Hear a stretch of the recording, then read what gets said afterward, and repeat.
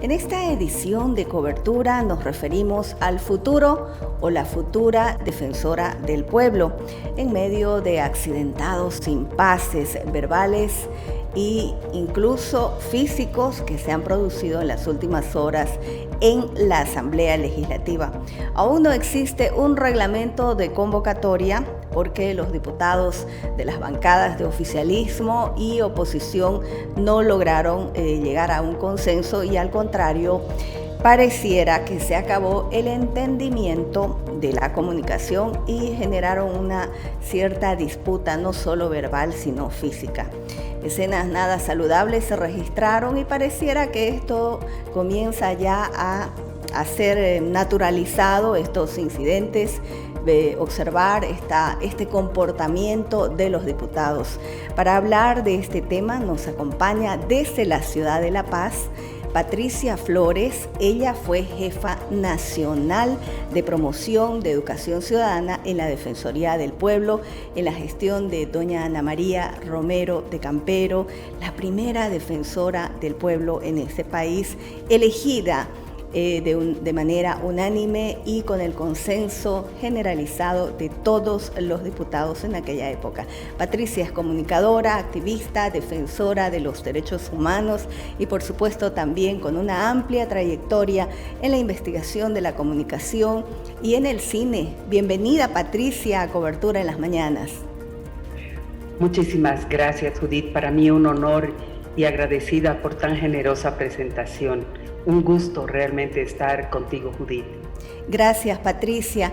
¿Cómo ha observado todo lo que está ocurriendo en torno a esta elección que en algún momento se va a dar, ¿no? Porque en este momento todo está incierto, incluso el temperamento no es nada saludable de quienes van a elegir, no hay consenso. ¿Cómo observa este trance en el que, y esto se está iniciando todavía? Bueno, sin duda hemos sido testigos como población boliviana, como ciudadanía, de una actuación inapropiada, vergonzosa, y esto nos lleva a cuestionar el rol que están jugando nuestros representantes nacionales en un simple hecho. ¿Cómo es posible que nuestros representantes no puedan encontrar los caminos idóneos para llegar a un simple consenso de una convocatoria para la elección de una futura autoridad? Es lamentable que en las comisiones previas, donde se supone se deben establecer consensos, acuerdos, superando los disensos que son lógicos y obvios en un escenario político o en cualquier otro escenario, expongan ante la población el lamentable desencuentro que llega incluso a los golpes. Creo que este tipo de comportamientos no solo son, entre comillas, lacerantes para el propio sistema de representación política, sino para la ciudadanía misma. Y Judith, aquí yo me quiero detener, porque las situaciones de violencia que hemos visto en el marco de la representación nacional nos está evidenciando que lamentablemente la ciudadanía boliviana vive altos niveles de violencia. El 8 de marzo, las mujeres salimos a la calle pidiendo una vida libre de violencia. ¿Y qué es lo que encontramos como correlato al día siguiente, Judith? Un escenario lamentable, triste, inapropiado de violencia en la Asamblea Legislativa Plurinacional, donde se supone que esas autoridades a las cuales hemos elegido deberían dar una línea, deberían marcar un horizonte de respeto, un horizonte capaz de superar las diferencias con el diálogo, hablando y no llegando a los golpes de la manera en la que lo han hecho. Entonces, este escenario simplemente devela que la sociedad boliviana es una sociedad profundamente violenta. Patricia, sin embargo, cuando hablas que son necesariamente los diputados quienes fueron elegidos por el pueblo, pero aquí hay un elemento, ¿no? La gente no vota por un candidato, aparentemente vota por un proyecto y es algo hasta subjetivo, ¿no? La participación en las urnas. Llegan al Parlamento, incluso muchos son advenedizos y cambian también de inmediato de tienda política, cambian su manera de pensar. Todo eso se está concentrando en este momento y está haciendo de alguna manera, provocando estos caminos divergentes y esa falta de entendimiento. Se acabó, parece, la comunicación y comenzó la guerra. Ahora, mientras eso ocurre en el Parlamento, por el otro lado aparecen visibles nombres de probables futuros o candidatos a la Defensoría del Pueblo, tanto varones como mujeres, entre ellos Jesús Vera. Hemos visto que usted ha sido bastante crítica en torno a esa probable postulación, porque Vera, recordémosles a todo el país, supuestamente estuvo involucrado, incluso enfrentó un proceso con la quema de los buses Pumacatari en la ciudad de La Paz. ¿Esto llega ya a un límite que es intolerable para usted, Patricia, o para una parte de la población? ¿Cómo lo graficamos? Yo creo que es una situación muy devaluada para toda la población boliviana. Y ahora que se abre el escenario político para una posible postulación, lo que estamos viendo, Judith, es una devaluación en realidad de la representatividad política. Porque evidentemente no estamos ante, y esto lo vemos en la televisión amplificado, de lo que está ocurriendo en el escenario, en este caso parlamentario. Una devaluación de la legitimidad política, una devaluación de la representatividad a través de personalidades en el escenario político. Y cuando se presenta Jesús Vera, que tiene acusaciones y están en proceso en instancias judiciales las investigaciones por la acusación de haber incendiado en los conflictos políticos del año 2019, está acusado de haber propiciado el incendio de 60 buses Pumacataris que le correspondían a la alcaldía y por tanto a los recursos de toda la ciudadanía paceña. Nos preguntamos en qué escenario evidentemente nos encontramos. Y como ciudadanía boliviana constatamos que estamos hablando de un escenario tremendamente devaluado. ¿Por qué? Porque el cargo del defensor del pueblo, en particular al referirnos en este caso, demanda una figura idónea, proba, una figura comprometida con la defensa de los derechos humanos. Y cuando Jesús Vera manifiesta la intencionalidad de postularse a la Defensoría del Pueblo, muchas de las personas en la ciudad de La Paz nos preguntamos y elevamos nuestras voces de protesta porque decimos, ¿cómo es posible que este ciudadano acusado y de enarbolar una serie de actos de violencia, porque la quema de los buses Pumacatari simplemente fue la culminación de un historial de violencia que fue promovida, según mencionan las acusaciones, fue promovida justamente por el señor Vera y que obstaculizó una serie de medidas que quería asumir no solo el alcalde de ese momento, sino el propio Consejo Municipal. Entonces, realmente, como ciudadanía, yo creo que venimos cargando una serie de decepciones recurrentes en distintos escenarios del campo político. Lo que vemos en Santa Cruz, por ejemplo, con los casos de corrupción de uno u otro gobierno municipal o departamental, entonces nos coloca a la ciudadanía lamentablemente en un escenario de decepción, de descrédito y de devaluación extrema de la representatividad política.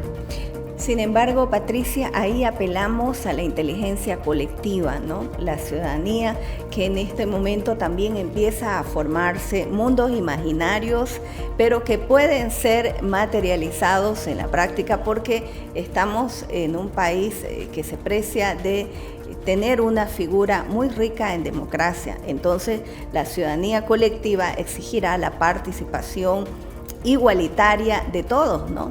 Para que en este momento las voces sean visibilizadas, se sienta el clamor de la gente en función a que el nuevo defensor o defensora del pueblo sea una persona con el perfil que señala claramente Patricia, porque se trata, el nombre lo dice, ¿no? Defensor del pueblo, no de un partido político, es lo que hemos recogido del testimonio de la gente en las calles, Patricia. Y recojo realmente todas y cada una de tus apreciaciones, Judith, porque evidentemente la ciudadanía boliviana en general es altamente interpeladora y confío en que una suerte de elevar voces que se amplifiquen de parte de la ciudadanía harán al menos mella y cuestionarán el rol que están desempeñando en este momento quienes están en la Asamblea Plurinacional. Ahora, evidentemente, tenemos mecanismos. Uno es la protesta, la movilización ciudadana y la interpelación a los distintos poderes del Estado. Y creo que este es un enorme capital político que tiene la ciudadanía boliviana y que estoy segura apelaremos a ello en el momento que sea necesario. Porque es ya a esta altura inadmisible tener una representación política en la Defensoría del Pueblo que esté comprometida con una u otra tienda política, pero es aún impensable y absolutamente inaceptable que tengamos una persona que sea cuestionada altamente por la ciudadanía. Si uno revisa la prensa de ese momento, ahí uno encuentra parte del testimonio que se recogió en ese momento y de cualquier arista en la que pueda colocarse a la prensa boliviana, ¿no? Se habla de una prensa oficialista, de una prensa opositora, pero si uno coteja en este blanco y negro de las arenas políticas, evidencia perfectamente cuál es el perfil de la persona que intenta postularse. En todo caso, Judith, yo confío enormemente en que los miembros y las personas, fundamentalmente mujeres que están en la Asamblea Legislativa, tengan la capacidad de reconducir hacia mejores cauces la arena de la discusión para llegar a consensos imprescindibles y necesarios, pensando en el bien mayor que es la defensa de los derechos humanos, y que tendrán la posibilidad y tienen la oportunidad histórica de establecer, tal como lo dice la Ley del Defensor del Pueblo y la Constitución Política del Estado, un perfil idóneo para que personas idóneas, representativas, comprometidas con la defensa de los derechos humanos, tengan la posibilidad de elevar sus postulaciones para la Defensoría del Pueblo. Se apela precisamente a esa madurez democrática también y a la lectura clara que tengan los diputados en la Asamblea. Hemos tratado también de tomar contacto con este candidato, o no candidato, probable, de acuerdo a sus aspiraciones personales, de Jesús Vera. Sin embargo, no ha sido posible. Pero, Patricia, hay algo que también es muy importante. Cuando se creó la Defensoría del Pueblo, cuando la señora Ana María Romero estaba a la cabeza de la titularidad, la mirada era distinta. Usted que estuvo de cerca, ¿cómo fue el trabajo y cómo debería haber sido en el tiempo que transcurrió hasta lo que hoy ha pasado, ¿no? De los 8 defensores del pueblo, algunos elegidos y otros han asumido en suplencia, 2 han fallecido, doña Ana María Romero y Rolando Villena. Sin embargo, por ejemplo, en este momento tenemos una defensora interina. ¿Cómo debería ser todo, cómo ha sido y cómo debería ser el trabajo del defensor? Bueno, Judith, yo creo que el momento inicial de la Defensoría del Pueblo tuvo, a la cabeza precisamente de doña Ana María, tuvo un momento de luz sumamente importante. Yo creo que la Defensoría, bajo su dirección, estuvo también en momentos muy cruciales de la historia del país. Nos tocó vivir la denominada Guerra del Agua, la Guerra del Gas, en fin. Y creo que estos elementos consolidaron una institucionalidad proba, una institucionalidad colocada en el lado nítido de la defensa de los derechos humanos, sin importar los colores o las corrientes políticas. Tuvo un compromiso sumamente importante en ese momento, fines de los 90 y principios de la década del 2000, por ejemplo, con la defensa de los derechos humanos del sector cocalero. Recordemos que en ese momento estábamos con la erradicación forzosa de plantaciones de coca excedentaria, pero por otro lado hubo un rol muy importante en la defensa de los derechos de población campesina, indígena, originaria. Yo recuerdo perfectamente los conflictos que se vivieron, por ejemplo, en el norte de Potosí, con los enfrentamientos de Laimes y Cacachacas. En fin, hay una serie, y con los temas de servidumbre y empadronamiento en el sector de tierras bajas, ¿no? Los conflictos de tierra que se vislumbraron a fines de los años 90 y parte de la primera década de los 2000. Entonces tuvo una serie de actuaciones emblemáticas en ese momento para el periodo que le correspondió desempeñar.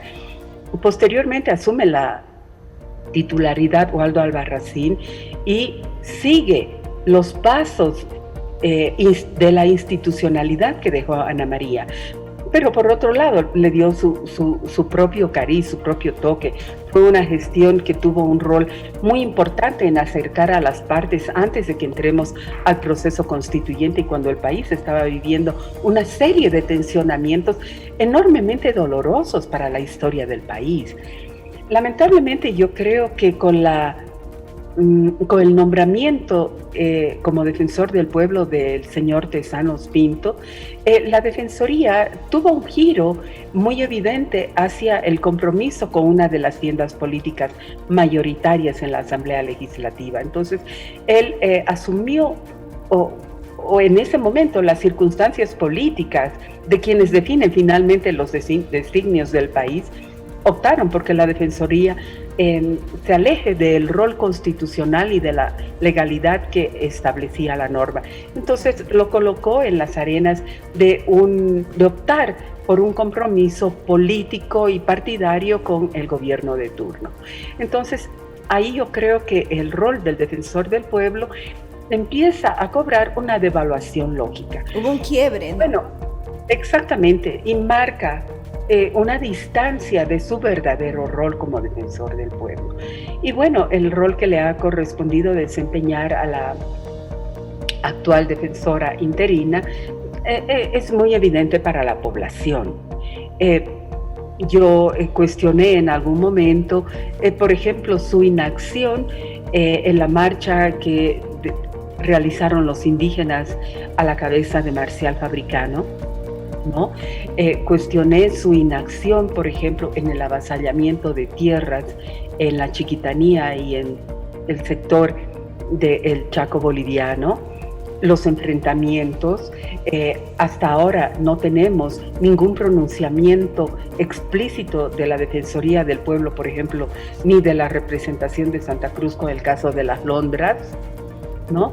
Entonces, y son una serie de ejemplos emblemáticos de la vulneración de derechos humanos, donde la Defensoría del Pueblo como entidad defensora de los derechos humanos ha estado ausente, o quizás su actuación ha sido tan invisible que no ha tenido una repercusión nacional. Bueno, muchísimas gracias, Patricia. Amplia, por supuesto, la mirada en torno a alguien que ha formado parte del trabajo institucional de la Defensoría del Pueblo y, por supuesto, exponiendo sus preocupaciones, exteriorizando lo que muchos ciudadanos están observando en el país. Se espera, por supuesto, que prime la madurez necesaria, que esos caminos divergentes en los cuales se encuentran los legisladores pueda tener un punto de coincidencia, porque se trata de la persona que va a defender los derechos de nuestro país. Tus palabras finales, Patricia, y muchas gracias por este tiempo. No, agradecerte inicialmente, Judith, por esta oportunidad. Me sumo a tus palabras. Confío que los desencuentros puedan ser superados con el diálogo, con este compromiso que deberían tener nuestros representantes nacionales de velar por el bien mayor. Y el bien mayor finalmente es la defensa de los derechos humanos, y confiamos en que prime la cordura, prime este bien mayor y prime por sobre todo el respeto a la legalidad, a la institucionalidad y a la defensa de los derechos humanos. Muchísimas gracias, Judith. Gracias.